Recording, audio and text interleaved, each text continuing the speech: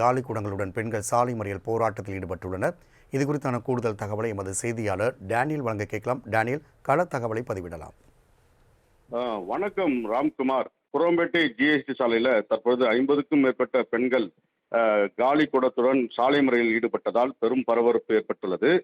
தாம்பரம் மாநகராட்சி மண்டலம் 2 27வது வார்டு பகுதியில் கோதண்டம் நகர் பகுதி உள்ளது. அந்த பகுதியில் இருக்கிற மக்கள் சுமார் 200க்கும் மேற்பட்ட குடியிருப்பு இருக்கிறது. இந்த பகுதியில் கடந்த 10 நாட்களுக்கு மேலாக குடிநீர் வராததால், அதுவும் மாநகராட்சி அதிகாரிகள் வழங்காததால் பலமுறை அந்த மாநகராட்சி மாமன்ற உறுப்பினர், மண்டல தலைவர் மற்றும் மாநகராட்சி அதிகாரிகளிடம் முறையிட்டும் எந்தவித நடவடிக்கையும் எடுக்கப்படாததால் இன்று காலை பொதுமக்கள், அதாவது பெண்கள் உள்ளிட்ட பொதுமக்கள் 50க்கும் மேற்பட்டோர் காலி குடங்களுடன் அந்த ஜிஎஸ்டி சாலை, அதாவது திருச்சி சென்னை தேசிய நெடுஞ்சாலை, இது முக்கிய பகுதி. அதாவது குரோம்பேட்டை சரவணா ஸ்டோர், போத்தீஸ் போன்ற முக்கிய வியாபார ஸ்தலங்களில் உள்ள இந்த முக்கிய சாலை பகுதியில் திடீர் சாலை முறையில் காலி குடங்களுடன் சாலை முறையில் ஈடுபட்டதால் அந்த வாகன ஓட்டிகள், பொதுமக்கள் கடுமையாக பாதிக்கப்பட்டுள்ளனர். இதனால இந்த ஜிஎஸ்டி சாலையில கடுமையான போக்குவரத்து நெரிசலானது ஏற்பட்டுள்ளது. இதனை கண்ட பகுதி போக்குவரத்து போலீசார் திடீர் அந்த பகுதி மக்களை சந்தித்து சாலையிலிருந்து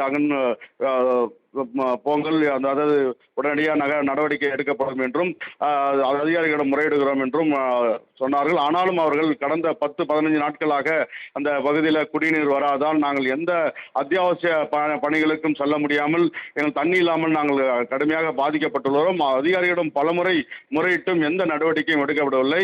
அதே போல கடந்த வாரங்களில் இந்த பல்லாவரம் சட்டமன்ற தொகுதிக்குட்பட்ட இந்த பகுதி, இந்த தாவேகா சட்டமன்ற உறுப்பினர் காமாட்சியிடம் இது குறித்தும் நாங்கள் முறையிட்டுள்ளோம். ஆனாலும் இதுவரை எந்த ஒரு நடவடிக்கையும் எடுக்கப்படவில்லை என்றும் அந்த பகுதி மக்கள் குற்றச்சாட்டுகிறார்கள். இதனால இந்த போக்குவரத்து போலீசாரிடம் கடுமையான வாக்குவாதத்தில் ஈடுபடுவதை நம்மால் பார்க்க முடிகிறது.